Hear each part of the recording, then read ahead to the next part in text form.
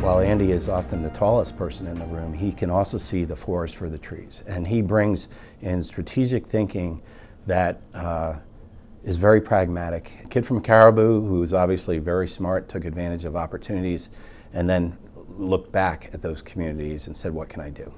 I do wear my county traditions on my sleeve, but it's because it provided such a rich opportunity to appreciate community and the culture of community. I would say about resilience, there's just such wonderful natural resource and infrastructure assets in those communities where it just takes community leadership to say, yes, we'll do this. And we should remember the words of Winston Churchill during World War II, never, never, never give up.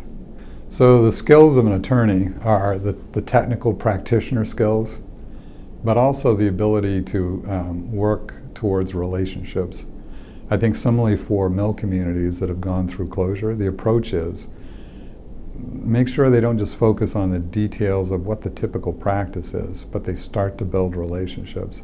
Another example of what Andy's worked on with us in the last 5 years, the Maine Rural Development Authority is a great tool in the state of Maine for rehabilitating old mill sites, old buildings. They were focused mainly on lending. So we worked with MRDA, they were great, and the Finance Authority of Maine, which helped staff that. And we were able to get, and the legislature, we were able to get them to change the remit for MRDA to also allow grants. And then we went forward and with Andy's leadership, got matching grants from the Northern Border Regional Commission, and that allowed it all to come together. And we worked with, I think it was 7 or 8 different towns. How do you work with the communities that are really trying to do a heavy lift to diversify their economies and maintain those communities, and do it during COVID? Let me give you a great example of work during the COVID period.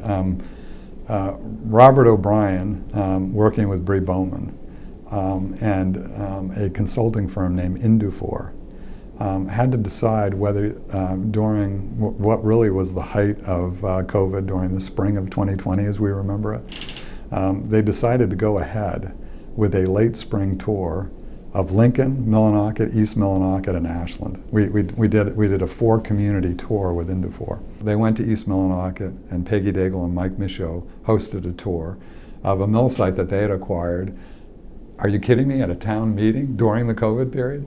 And then secondly, we went over to Arkatoten, and Steve Sanders, the mill site redevelopment manager, gave us a wonderful tour and showed us the connection with the community. He brings intensity, but also empathy and respect. It also helps in a group discussion to kind of bring people back to the ground, refocus the discussion, and take it in a productive way, take it in a productive direction.